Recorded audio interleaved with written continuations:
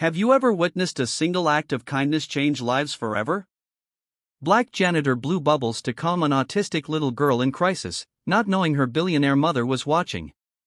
Get away from her. That girl might bite. The security guard's cry echoed through the marble lobby of Wardstone Corporation like a whip.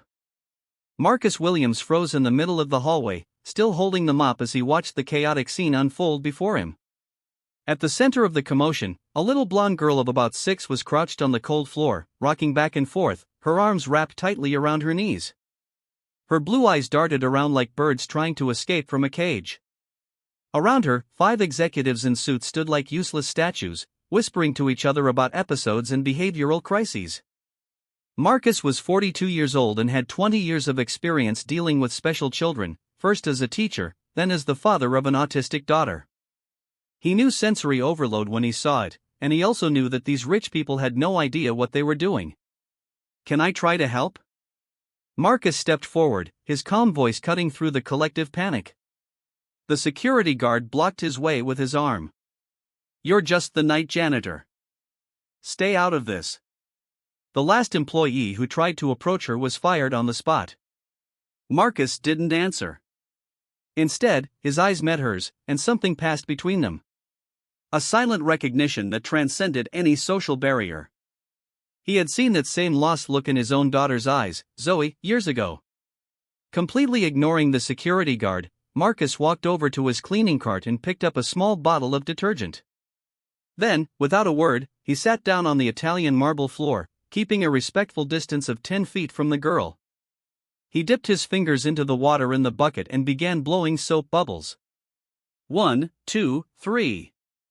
The girl swaying slowed, her eyes fixed on the iridescent spheres floating through the air like secrets reluctant to land. Marcus continued, each bubble a small work of ephemeral art, each carrying a little of the tension away. From the upper mezzanine, a woman watched silently. Gabrielle Ward, billionaire CEO of Wardstone Biotech, had commanded rooms full of world leaders and crushed hostile takeovers before her second breakfast. But now, watching a janitor calm her daughter with soap bubbles, she could barely breathe. Eva, her daughter, her mystery, her heaviest burden, was finally quiet. Not because of the $15,000 a week therapists. Not because of the specialists brought in from Switzerland. Because of a black man in a janitor's uniform who had the courage to sit on the floor. Gabrielle took the elevator, her Louboutin heels echoing like sentences on the marble as she approached the scene. All the executives automatically straightened up, but Marcus continued blowing bubbles, completely oblivious to the corporate storm that was about to break over him. Wait, could this simple act lead to an unexpected twist? Mr. Williams, Gabrielle's voice cut through the air like broken glass. I need to talk to you now. Marcus stood up slowly, his eyes still on the girl, who was now lying on her side, completely calm, watching a single bubble hover just above her face. He knew he was about to be fired. 20 years of his career destroyed by a moment of compassion. But when he looked into Gabrielle Ward's eyes, he saw something he didn't expect. Not anger, but something much more dangerous. Gratitude. And anyone who knows the truly powerful knows that their gratitude always comes with a price you never saw coming. If you're enjoying this story of how a simple act of kindness was about to change 2 lives forever, don't forget to subscribe to Black Voices, because what happened in that office over the next 15 minutes would completely rewrite the rules of the game. Gabrielle Ward's office took up the entire 42nd floor with floor-to-ceiling windows offering a panoramic view of Manhattan that cost more than most people earned in a decade. Marcus entered slowly, his rubber sneakers making a muffled sound on the 6-figure Persian rug. Sit down, Gabrielle ordered, gesturing to a leather chair that probably cost more than Marcus' monthly salary. She remained standing behind her glass desk, an intimidation tactic she had perfected in 1,000 corporate meetings. Who taught you that? She finally asked, her blue eyes fixed on him like lasers. The bubbles, the technique, whatever that was. Marcus took a deep breath. My daughter has autism. I learned out of necessity. Your daughter, Gabrielle repeated the words as if testing a strange concept. And where did you learn about therapeutic techniques? Some extension course weekend workshop. The condescension was subtle, but Marcus caught it immediately. 20 years of dealing with rich parents who thought money bought expertise had taught him to recognize that tone. I was a special education teacher for 17 years, he replied calmly, specialization in autism spectrum disorders from Columbia. Master's degree in educational psychology. The silence that followed was deafening. Gabrielle blinked once, then twice, as if processing a system error. Teacher, she said the word slowly, as if savoring a particularly elaborate lie. And now you work as a night janitor. People have to eat, Marcus replied flatly. Education budgets were cut. Special education programs were the first to go. It's not exactly a hot market for teachers specializing in children the system prefers to ignore. Gabrielle sat up finally, her executive control wavering for the first time in years. You're telling me you have more qualifications than most of the therapists I've hired for Eva. And you're working as a janitor. I'm saying that qualifications on paper mean nothing if you don't know how to connect. Marcus leaned forward slightly. How many specialists have you brought in for Eva? 10, 20?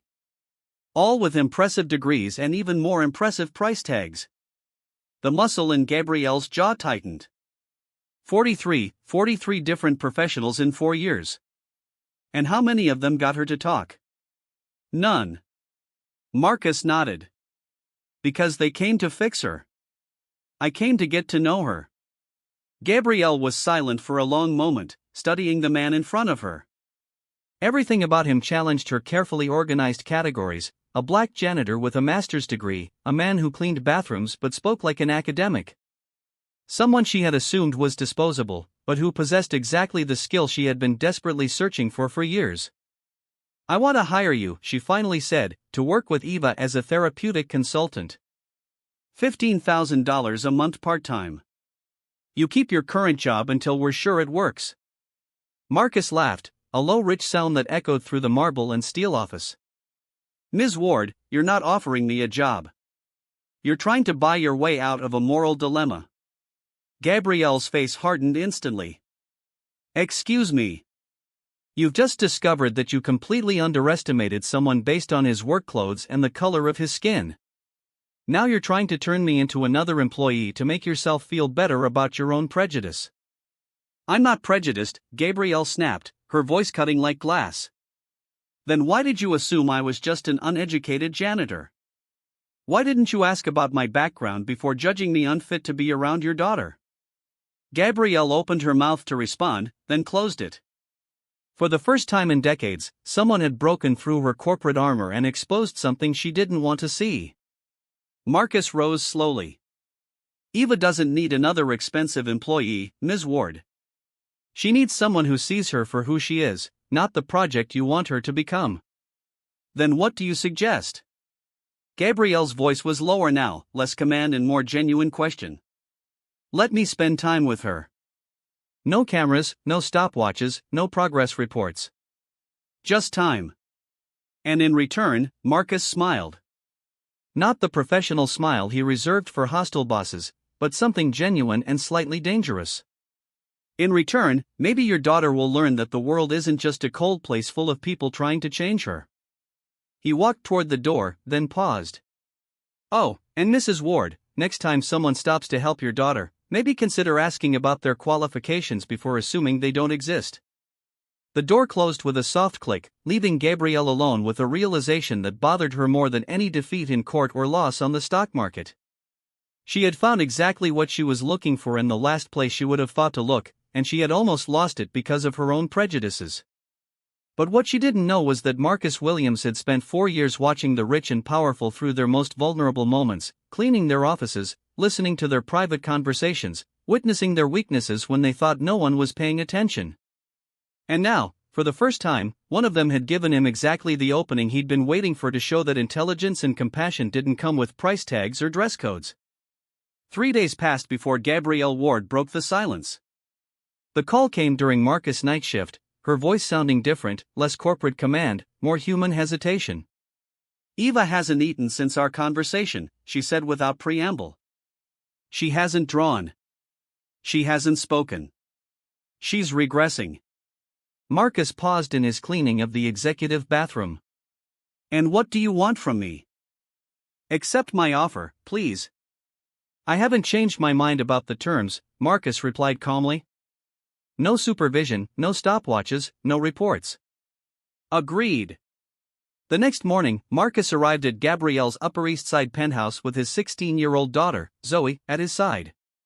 The teenager, who had inherited her father's emotional intelligence and the insight of someone who had grown up observing the world through different lenses, carried a backpack full of art supplies.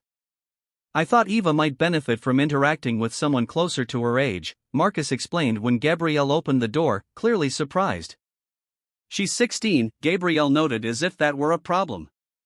And Eva is 8. Sometimes the age gap creates a safe space that peers can't offer. Zoe smiled politely. Hello, Mrs. Ward. My father told me about Eva. I brought some materials that might interest her. Gabrielle studied the young woman, her quiet confidence, the way she spoke without intimidation, the natural way she entered the apartment as if she belonged there. It was disconcerting to see such poise in someone so young, especially someone from a background so different from hers. Eva was in the same position as always, huddled in the corner of her room. But when she saw Zoe, something changed in her eyes. The teenager sat down on the floor naturally, taking a set of watercolors and textured paper out of her backpack. Hi, Eva. I'm Zoe. You don't have to talk to me if you don't want to, but I thought we could paint together. What happened over the next 2 hours left Gabrielle completely disarmed. Not only did Eva approach Zoe, she began mixing colors, creating shades she had never tried before. And when Zoe began telling stories about the colors, how blue was the sky wanting to hug the earth, how yellow was the sun laughing, Eva whispered her first word in days. Orange. That's right, Zoe smiled.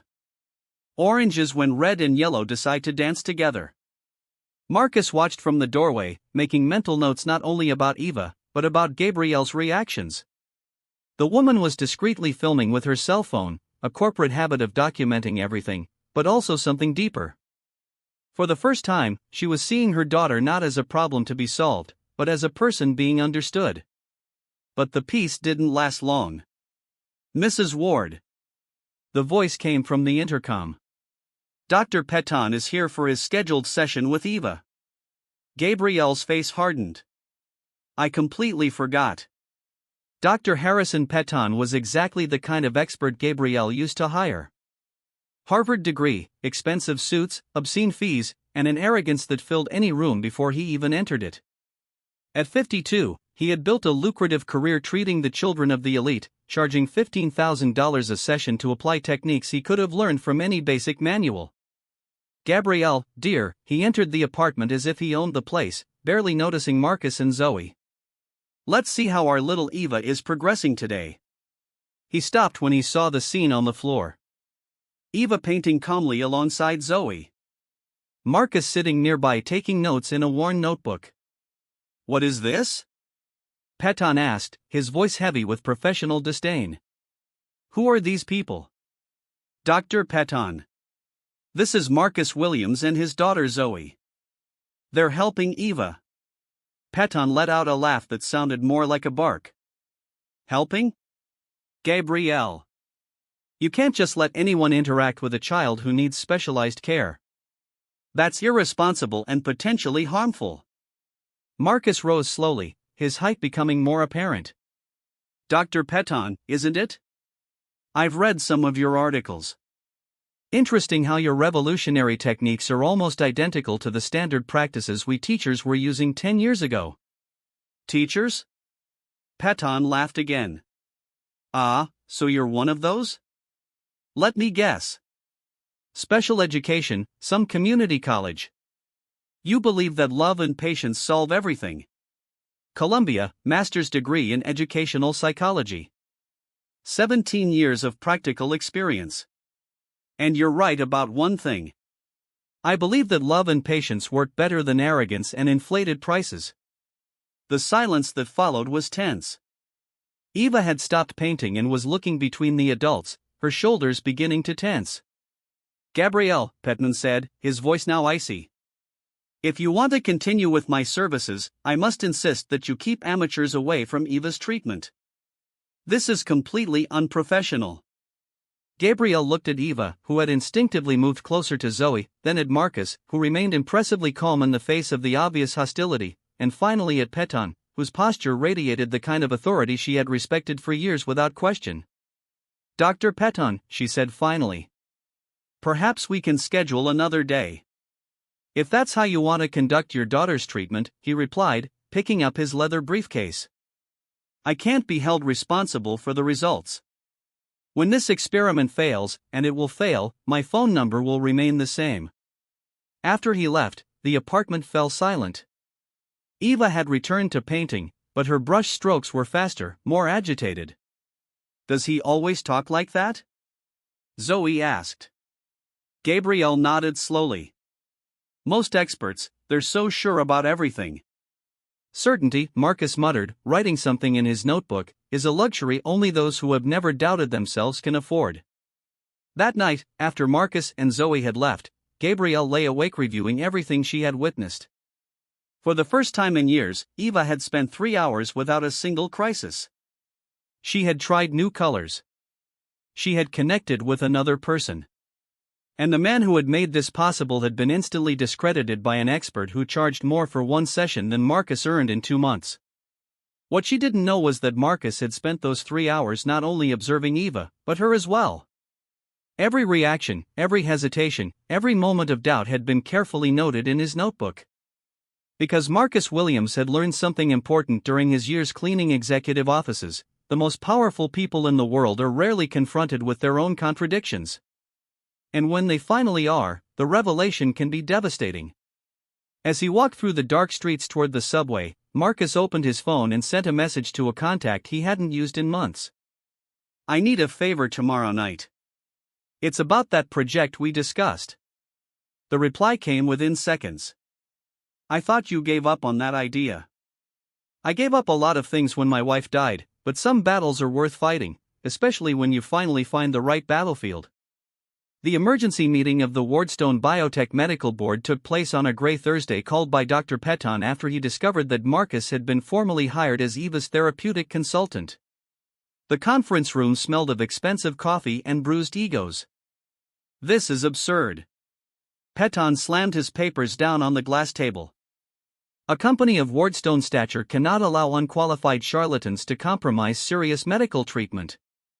Dr. Miranda Foster, a child neuropsychiatrist, nodded vigorously. "I couldn't agree more. Soap bubble therapy. That's dangerous pseudoscience." Gabrielle sat at the head of the table, her laptop open, but her attention was divided between the discussion and the photos she was receiving from Eva. The girl painting, smiling, interacting with Zoe in ways she hadn't done in years. "Ms. Ward," Dr. Peton leaned forward. "I need to be blunt. If you continue with this experiment, I can no longer associate my name with Eva's care. My professional reputation is at stake." "Your reputation," Gabrielle repeated slowly. "Based on what results exactly, Dr. Peton?" The silence that followed was uncomfortable. In 2 years of treatment, Eva had shown no significant progress under Peton's care. Then the door opened and Marcus entered wearing not his janitor's uniform but a simple suit and carrying a leather briefcase. Behind him was an elegant gray-haired woman whom no one recognized immediately. "Mrs. Ward, thank you for allowing me to participate in this discussion," Marcus said calmly, completely ignoring the hostile looks around the table. "You weren't invited," Dr. Foster hissed. Actually, the woman behind Marcus smiled. "I asked for him to be here." Dr. Sarah Chun, editor-in-chief of the Journal of Child Psychology. "I'm here to discuss some troubling irregularities that have come to our attention." Peton's face paled visibly. Marcus opened his briefcase and removed a series of documents.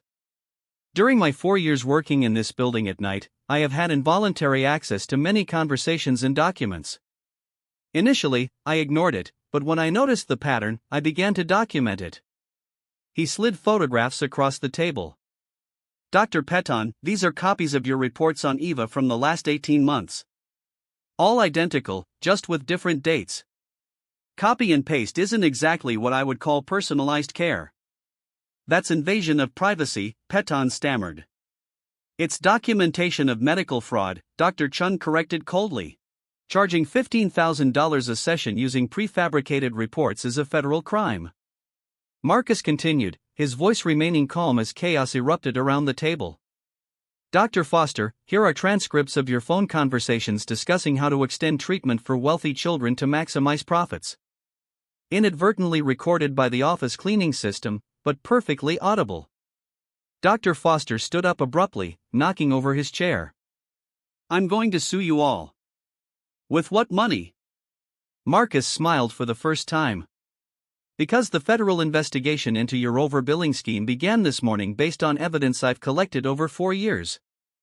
Gabrielle watched, fascinated, as the men who had treated her maternal despair as a business opportunity began to crumble before her eyes. You know what else I found out? Marcus opened another file. Eva wasn't the only child receiving purposely prolonged, ineffective treatments. I found documents from 17 different families, all billed for therapies these professionals knew were inadequate. Dr. Peton tried one last card. You're just a janitor with a hero complex. No court will take your accusations seriously. Marcus laughed, a rich, genuine sound that echoed through the room. Dr. Petman, you're right about one thing. I really am just a janitor, but I'm also the janitor who spent 1,400 nights cleaning your offices, listening to your private conversations, photographing documents you left open on your desks. He turned to Gabrielle. And I'm the man who realized that Eva didn't need more expensive therapists. She needed someone who saw her as a person, not a source of income. Dr. Peton stood up, trying to maintain some dignity. This isn't over. I have connections, influence. You had, Dr. Chen corrected. The state medical board will be notified today. Your licenses are being reviewed and the families you exploited have already been contacted by lawyers specializing in medical malpractice. As Peton and Foster left the room like fugitives, Gabrielle was left alone with Marcus and Dr. Chun. Why did you help me? Gabrielle asked. Marcus closed his briefcase. Because Eva deserved someone who would fight for her. And because sometimes justice needs witnesses who no one notices or paying attention. At that moment, Gabrielle's phone vibrated with a message from Zoe. Eva said her first complete sentence today. Daddy Marcus coming back tomorrow. Gabrielle looked at Marcus, tears in her eyes. She called you daddy. Kids, Marcus smiled. They always know who really cares about them, regardless of diplomas on the wall or hourly rates. But what none of them knew was that this would be just the first of many transformations to come. Because when you challenge an entire system based on prejudice and greed, the ripples you create can change much more than a single life. 6 months later, Marcus Williams stood on the main stage of the Jacob Javits Convention Center, receiving a standing ovation from more than 3,000 mental health professionals gathered at the National Autism Congress. At his side, Eva smiled shyly, holding a pink microphone she had chosen especially for the occasion. My name is Eva, she said, her clear voice echoing throughout the auditorium. And this is Daddy Marcus. He taught me that being different doesn't mean you're broken. The audience erupted in applause. In the front row, Gabrielle discreetly wiped away tears, no longer caring about her carefully constructed corporate image. Dr. Peton and Dr. Foster had become pariahs in the medical community. Federal investigations resulted in fines of $2 million each, loss of medical licenses, and a list of malpractice lawsuits that would keep them busy for the next 10 years. Peton now sold life insurance over the phone in Newark. Foster had moved to Montana, where he was trying to rebuild his life as an Uber driver. The Williams Ward program for neurodiverse inclusion, Marcus continued, isn't just about therapy. It's about recognizing that every child brings unique gifts to the world that we need to learn to value. The foundation he and Gabrielle had created together had already trained more than 500 educators in unconventional techniques. The therapeutic bubbles method had been documented in 17 academic studies, showing superior results to traditional treatments in 86% of cases. Zoe, now 17, had become a nationally recognized advocate for the rights of neurodiverse children. Her speech to Congress 3 months earlier had resulted in the passage of a federal law guaranteeing access to alternative therapies in the public health system. You know what moves me the most? Marcus continued, watching the attentive faces in the audience. Eva is no longer alone. We have 237 children in the program, each discovering his or her own language of colors, sounds, and movements, and their parents, executives, doctors, teachers, are learning that love has no technical protocol. Gabrielle had stepped down as president of Wardstone Biotech to devote herself fully to the foundation. Her personal fortune, once focused on corporate acquisitions, now funded inclusion centers in 16 states. The Wall Street Journal had dedicated a cover story to her, titled From the Boardroom to the Floor, How a CEO Learned to Lead on Her Knees. People ask me, Marcus smiled at the live camera, if I feel angry about the years I lost cleaning toilets when I could have been teaching. The truth is, those years taught me something no university could. How to observe, how to listen, how to recognize value where others see only invisibility. Eva stepped up to the microphone again. Daddy Marcus says, we're all works of art. Some of us just need different paints. In the audience, parents cried openly. Professionals took frantic notes.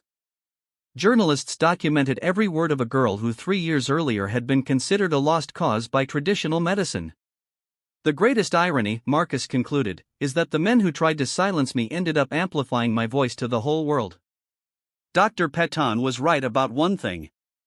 I was just a janitor. But he forgot that janitors spend years observing, learning, documenting, and when they finally decide to speak, they have a lot to say. The audience rose to its feet in ovation. Flashes went off. Social media exploded with #janitorteacher and #evacher. That night at the gala dinner, Marcus received the National Award for Innovation in Special Education.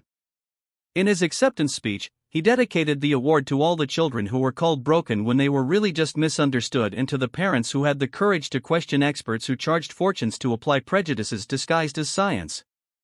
Eva slept in Gabrielle's lap on the drive home, her fingers still stained with blue and yellow paint from the artwork she had led earlier.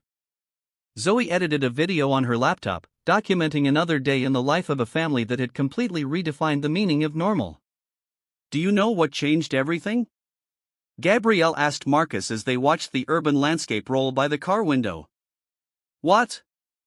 You refused to accept the place they assigned you. If you had remained just the invisible janitor, Eva would still be silent. I'd still be paying charlatans, and 237 other families would still be looking for answers in the wrong places. Marcus smiled. Sometimes the best revenge isn't destroying those who underestimate you. It's proving them so wrong that the whole world notices.